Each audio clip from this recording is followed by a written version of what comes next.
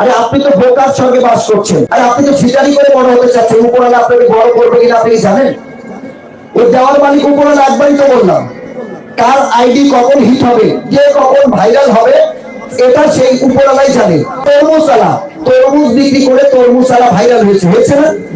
এটা কি কেউ জানতো যে তরমুজ আলা ভাইরাল হবে? আমার ভাইরাল হওয়ার জন্য অনেক লোক দেখছি নিজের শরীরের পোশাক খুলে উলঙ্গ হয়েও ভিডিও করছে ভাইরাল হওয়ার জন্য, কিন্তু সেটি পারছে না।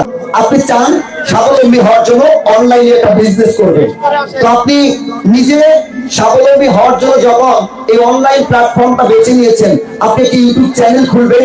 ওই চ্যানেলে আপনি কিছু দর্শকের মাঝে দেখাবেন, তারপরে একদিন আপনার ওই আইডিটা মনিটেশন হলে আপনি কিছু টাকা পয়সা ইনকাম করতে পারবেন, আপনি স্বাবলম্বী হবেন। এই আশা নিয়ে যখন আপনি আইডিটা চালু করেছেন, তাহলে আপনি ছল ছাতুরি করছেন কেন?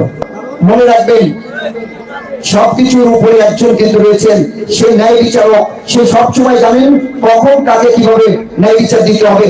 আপনি যে চালাকি করছেন, একটা কথা আছে যে যত করবে তুমি চালাকি, শেষে বুঝবে এটার জ্বালাকি। তো আপনি চালাকি করছেন, এই চালাকির জন্য আপনার জ্বালাও ভোগ করতে হবে। তা আমি বলি, চালাকির দরকার নেই, ছলছাতুরির দরকার নেই, লীগের